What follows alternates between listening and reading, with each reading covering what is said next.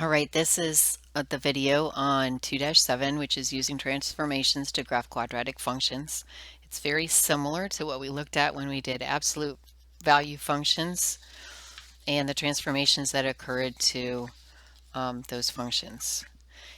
It would be helpful for you to have the piecewise worksheet I gave you out, because on the back side was information related to translations, including example pictures showing parabolas and other functions that have been transformed with the different things that we're going to talk about. Additionally, you should have your student study guide open to 2.7. There may be things that you want to put in there for your notes. Our objectives are to talk about transforming quadratic functions and describing the effects of these changes based on the coefficients in this particular formula. Our vocabulary includes quadratic function, parabola, vertex of a parabola, and vertex form. In our earlier chapters, we studied linear functions. A quadratic function is a function that can be written in this form: f of x equals a times the quantity x minus h squared plus k, where a is not equal to 0. In this particular function, the variable is always squared. Following table on the next slide will show linear and quadratic parent functions. Now, we've already started doing our parent functions. You were given a worksheet that included 4 grids. We should have graphed already linear parent function, quadratic parent function, absolute value parent function, and square root parent function. In those tables, similar to what you see here, we use certain values of x, -2, -1, 0, 1, and 2 for almost all of those parent functions that I asked you to go ahead and graph. The t-tables have given values. Those values we will be working with as we learn shortcut ways to graph a quadratic function throughout the rest of this presentation. In this example, we're going to just look real quick at graphing a quadratic function using a table. Anytime you're given a function, no matter the type of function that you've been given, a t-table is definitely a way that you can fall back on to graph. Once you make your table, you plot your ordered pairs, and then you want to choose enough points in pairs so that you can see how the curve works on both sides of their vertex and across the whole coordinate plane. You can see the values of x chosen were ones that are going to help us have a really nice graph. Looking at the y values over here, you can see symmetry in what we're looking at in the f of x. Since this is a parabola, just like absolute value, we have a vertex, we have an axis of symmetry, and your points will reflect that in your y values. Here is our graph of the function. You can see they're plotting 5 points, as I've asked in our parent functions for absolute value and quadratic parent functions. We're looking for 5 values to show the whole curve and its actions on either side of its vertex.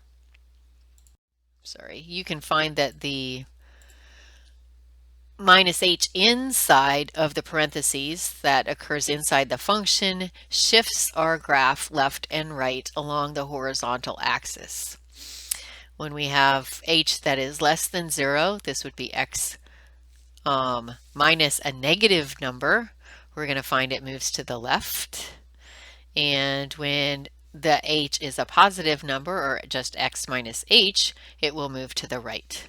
One of the methods that we showed in the absolute value is if you take x minus h, set it equal to 0, your value for x, and solve for x, your value for x is the direction in which it will go.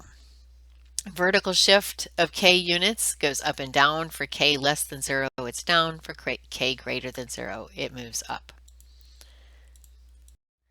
Let's take some examples and look at how we can transform our function. What we've got here is an example that has 2 changes to our formula. We have an h value here and a k value. These 2 will cause our graph to translate or shift across up and down or left and right. And so let's look at what happens with this. First, we want to identify the h and k given the quadratic form that we were presented with earlier. We've got a positive h value of 2, and we have a positive k value of 4. Being that they're both positive, we're looking to translate 2 units to the right and 4 units up. Just like when we talked about absolute value, your vertex gets found at that specific spot where h and k values are found. You can see from this graph that the rest of the points that we are used to plotting are still here. If this is similar to a 0, 0, then we go back 1, up 1, or go back 2 and up 4 on the left-hand side, to the right 1, up 1, to the right 2, up 4.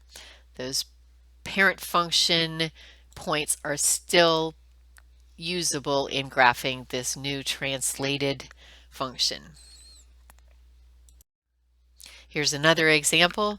You can see that we changed 2 parts of our parent function by putting in an h and a k. We want to identify them, and we have changed our form so that it represents the form we've been given, x minus h squared plus k. And when we do that, we see that we have a negative 2 for h and a negative 3 for k. We shift our vertex over to negative 2, negative 3. From there, we can plot the rest of the points that we know from our parent function. Over 1, up 1, to the left 2, up 4, and on the right hand side, to the right 1, up 1, to the right 2, up 4. Noticing that we have sufficient space in this particular graph, we can go one more point over if we want to, and that would be going over 3 from our vertex in both directions and up 9. You are only required 5 points though. What I'd like you to do at this time is pause the video and try this transformation. Replay the video or restart it when you're ready to check your work. Okay, I gave you a hint on this. Identify your h and k. Once you put it into its form, you can notice that we do not have any change inside the function. It's just x squared. So h is equal to 0. The graph has been translated down 5 units since k is negative 5. Our vertex is found at 0, negative 5. And the rest of our 4 points, back 1, up 1, back 2, up 4, to the right 1, up 1, to the right 2, up 4. Again, there is space if you want to go to the right and left by 3 and plot up 9 from your new vertex. And understanding that when we find h and k, we are re-plotting a vertex and considering this to be like the 0, 0 was in the original form. The other thing to notice is the only reason we can do that is we have an a that is equal to 1. Our next example for you to try, pause the video, start the video when you're ready to check your work. Again, we have 2 transformations to this one. We identify our h and k by rewriting our form and noticing that we have an h of negative 3 and a k of negative 2. Our vertex is then found at negative 3, negative 2. Identifying that as our new 0, 0, we can then take our negative 1, 1 and negative 2, 4 point and plot those, and our positive 1, 1 and our positive 2, 4 point and plot those. This gives us our new transformed quadratic function. In addition to those translations, we're going to now talk about reflections and dilations, which are stretches and compressions. These tables are similar to what you might find on your worksheet. They give examples of what kinds of reflections and compressions that we will have. We have reflections across the x-axis and reflections across the y. Anytime we're talking about things that occur or changes that occur inside the parentheses, as you see here, that's going to happen along The x we reflect over the y-axis. You can see in this case you don't really notice a change, and the only time you will notice a change when it's a reflection across the y is if we also have a corresponding translation that moves our graph away from 0, 0 or having symmetry on the y-axis, and that will be when we can see our reflection across the y-axis. Reflections across the x-axis, changes that occur outside of parentheses occur in the y-axis scenario. This then flips it from opening up to opening down, and it flips across the x-axis. We have horizontal stretches and compressions, and we have vertical stretches and compressions. When we talk about changes on the outside, we notice that if A is larger or greater than 1, we are going to see it stretch or growing faster. So those values do make it look skinnier. If we have A as less than 1, in between 0 and 1, it will become fatter or pushed down. So it'll be a wider graph. On the other hand, you'll see what looks like very similar changes to the graph, but the value on the inside of the function is upside down of what you expect it to be for those type of changes. A horizontal stretch or compression and a vertical stretch or compression can look very similar, but you will see that the difference on the inside of parentheses is upside down of what you expect it to be. So a b greater than 1 makes it fatter instead of skinnier, and a b in between 0 and 1 will make it skinnier instead of fatter.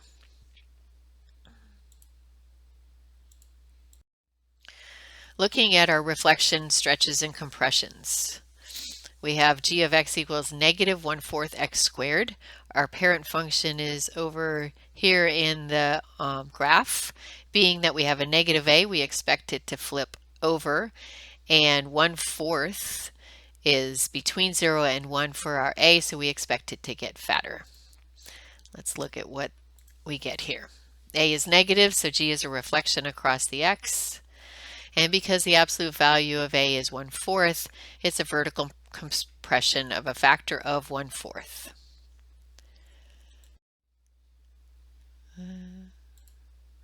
Looking at this graph, we have g of x equals 3x, the quantity squared.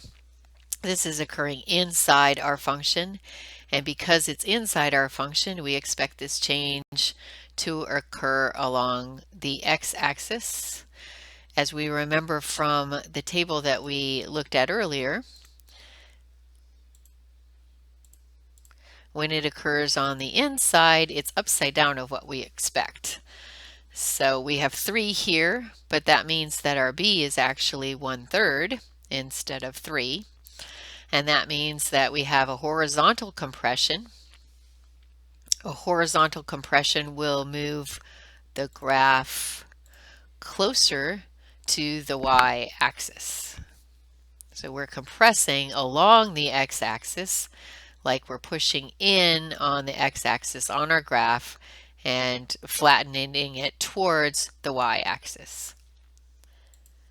This factor is done by a factor of 1/3, upside down of what we expected inside the function form. I'm going to ask you to take a second here, pause the video, and try this one. Replay the video when you're ready to check your work. Okay, just like the last slide, we have a b that is a fraction. 2 inside the function means that we have the reciprocal or inverted value here. So b is equal to 1/2. That means that we're expecting it to be pushed towards the y-axis and be a skinnier graph. Let's look and see. There's our table again that reminds us of how this works, and our graph as we apply it to the parent function.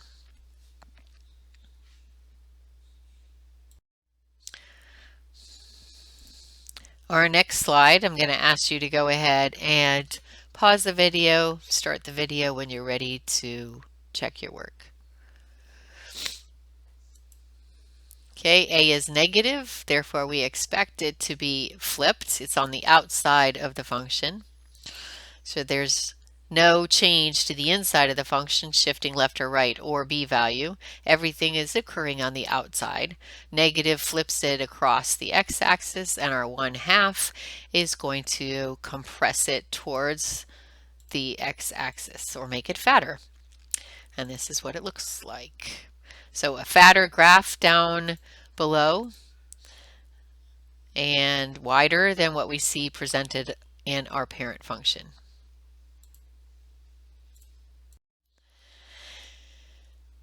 We talk about vertex form and the vertex of the parabola. We've been using that all along so far, but you can pause the video to read through this if you would like to get more information about it. On this page, and this is a good time to pause and make sure that you've written down this vertex form of the quadratic function. We've been talking about each of these as we've gotten to this point so far. We've indicated that our parabola is found, the vertex of the parabola is found at hk.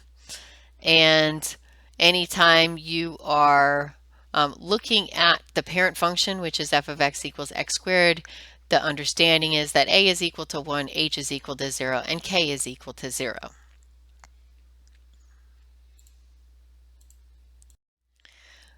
We're going to look at writing descriptions or using the descriptions to write a quadratic function in vertex form.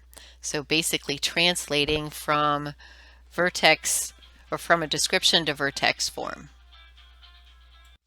Okay, so we're going to write a description or use a description to write a function that's a quadratic function. First, we want to identify what each of the transformations are in the written description. We've got a vertical stretch by a factor of 4/3. Therefore, a is equal to 4/3. Vertical stretch means it's happening on the outside of the function, so that would be a.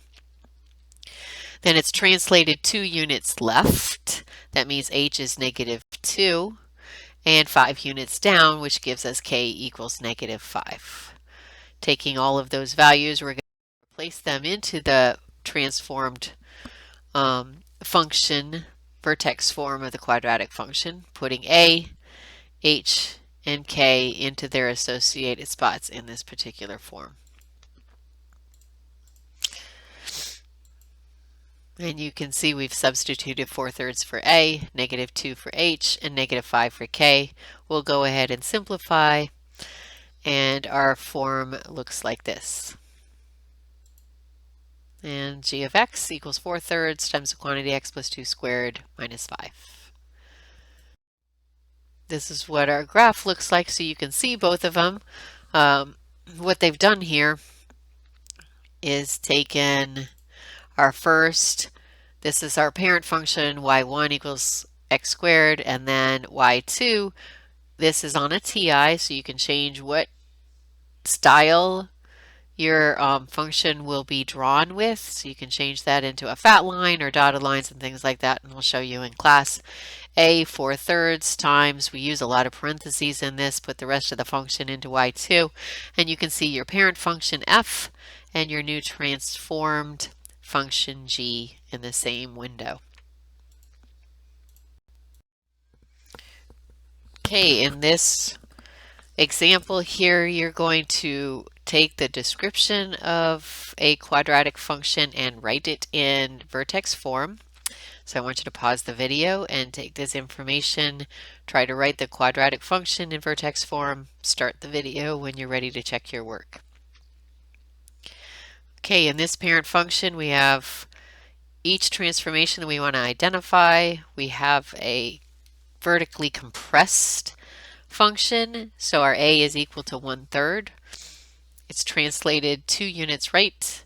Our h equals 2 and translated 4 units down, so our k equals -4. Write out that transform function by writing first the vertex form of the function and then replacing each of the values that we identified. So substituting 1/3 for a, 2 for h, and -4 for k into our vertex form. As you can see here, a is 1/3, h is 2, and k is -4.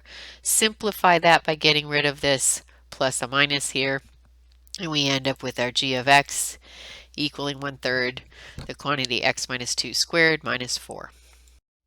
You can see our graph of both of those functions, parent function in y1 and new transformed function in y2, gives us a function that is wider and shifted right and down. On our next check it out, please pause the video while you take this description and write the quadratic function in vertex form. Start the video when you're ready to check. Our parent function is a quadratic function. It's reflected across the x-axis and translated 5 units left and 1 unit up. First step is to identify each of the transformations that affect our vertex form. 5 units left gives us an h of -5. Reflected across the x-axis is an a that is negative, that's outside of our function. And 1 unit up means our k is equal to 1. Writing the transformed function, first start with our vertex form and then substitute the values that we figured out on the last page. This is our vertex form. We are substituting -1 in for a, -5 in for h, and 1 for k. As you see here, -5, 1, -1. Simplify each of those until you have gotten your new vertex form for the transform function. Graphing those, y1 and y2, in your graphing calculator. Here you can see that g is reflected across the x-axis, so it's opening down. We've shifted to the left and up, so our vertex for the parabola is at -5, +1.